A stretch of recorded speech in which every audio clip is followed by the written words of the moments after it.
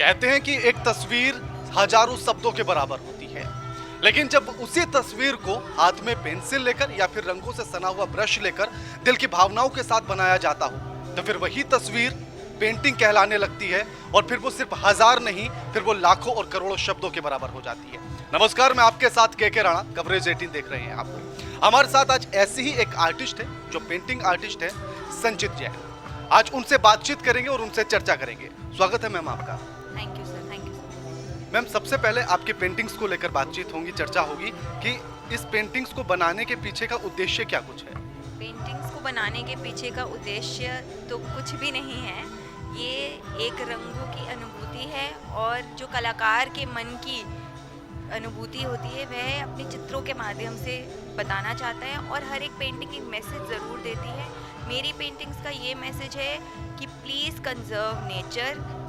ये प्रकृति बहुत खूबसूरत है, इसको नष्ट नहीं करिए। सबसे अच्छा एक वाक्य कहा जाता है कलाकार के लिए कि अगर उसकी खूबसूरती को देखना हो तो आप उसकी कला को देखिए, उसके दिल की खूबसूरती खुद ब खुद पता लग जाती है। इन पेंटिंग्स में किस तरह से वो खूबसूरती नजर आए। आप देख सकते हैं कि रंग रंग कितने खूबसूरत लगे हुए हैं, एकदम ताज़े। ऐसा लगता है कि प्रकृति से उठाए हुए ही रंग हैं। तो कलाकार की जो अनुभूति होती है उसकी अभिव्यक्ति ही होती है। वो जो सबसे पहले उसके दिल पर चीज़ आती है वही वो अपने कैनवस पर बनाता है और वही सब लोग देख सकते हैं। सबसे पहले जब आपने शुरुआत की थी पेंटिंग्स बनाने की, तो क्या सबसे पहला थॉट था, जहन में क्या कुछ आया था कि ये मुझे इस तरह से रंग भर के उकेर देना है। पेंटिंग्स तो मैं बचपन से ही करती हूँ, बट ये प्रोफेशन बना when I was in 11th। तो उसके बाद ये आज तक एक काफ़ी अच्छा प्रोफेशन है और अब एक पैशन बन चुका है। मतलब पेंटिंग किए बिना मैं रह नहीं सकती हूँ, तो ये मेरा पैशन है अब। आपने जिस तरह से कहा था कि पेंटिंग्स में आपकी जो ये हम देख भी रहे हैं कि ऐसा लगता है कि जैसे बिल्कुल नेचर से उठाए गए कलर हों, लेकिन हर एक पेंटिंग के पीछे या फिर हर एक अगर कलाकार की बात की जाए तो उसकी कला के पीछे कुछ ना कुछ उद्देश्य छिपा हुआ होता है। आप क्या उद्देश्य उनके माध्यम से देना चाहती हैं? यही उद्देश्य देना चाहती हूँ कि प्रकृति जो हमें मिली है और उसको हमें कंजर्व करना है, उसको नष्ट नहीं करना है। जो प्रकृति से जो रंग निकलते हैं, मैं उन रंगों के माध्यम से बताना चाहती हूँ कि प्रकृति कितनी खूबसूरत है, तो उसको नष्ट नहीं करिए। जैसे सामने वाली मैं पेंटिंग्स आपकी देख पा रहा हूँ, इन पेंटिंग्स को किस तरह से समझा जाए। कुछ जगहों पे मुझे महिला वाली छवि नज़र आ रही है, तो उससे किस तरह से आपने नेचर को एक कनेक्ट करने की कोशिश की है, तो उसके बारे में थोड़ा सा बताइए। देखिए, मानव जो शरीर है वो पंच तत्व से ही बना है और पंच तत्व एक प्रकृति का ही रूप है। तो उस दोनों के जुड़ान से ही मैंने इस कला का निर्माण किया। आज जो कार्यक्रम रहा, नारी शक्ति सम्मान, नारी शक्ति अपने आप में ही शक्ति है। आज उसको जब सम्मानित किया गया तो तमाम तरह के थॉट निकल कर सामने आए कि उसको सम्मान करने की ज़रूरत क्या है, वो तो खुद में अपने आप में शक्ति है।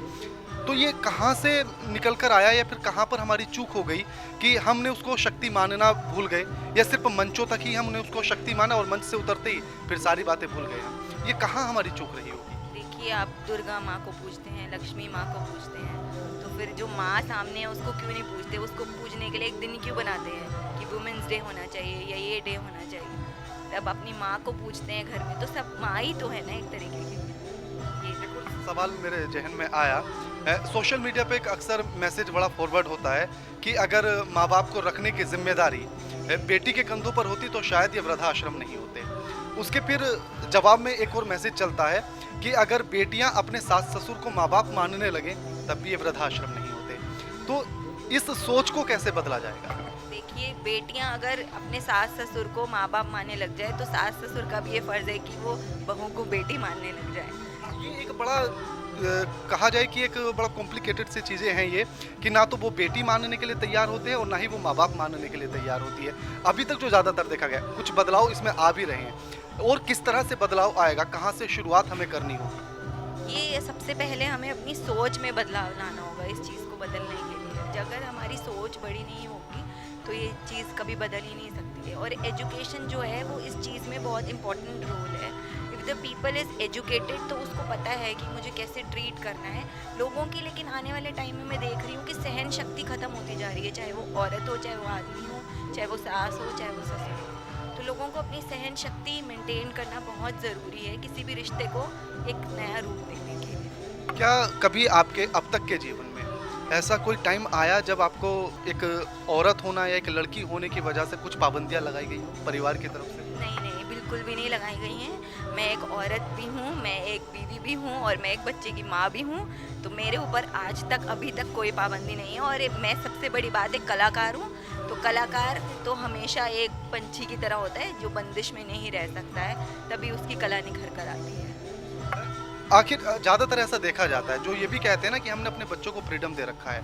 तो अगर उनके बेटे और बेटियों में अगर हम थोड़ा सा फ़र्क करने की कोशिश करें तो ये देखा जाता है कि बेटे को ज़्यादा फ्रीडम होता है कंपेयर टू बेटी। उस फ़र्क को कैसे ख़त्म किया जाएगा? ये कहाँ से शुरुआत हो, घर से किस तरह से निकल कर ये चीज़ें निकल कर आएंगी? ये तो घर के बड़ों को ही पहले इसका दायित्व लेना पड़ेगा कि बेटी को जितना बराबर बेटे को हक दे रहे हैं उतना ही बराबर बेटी को देना चाहिए।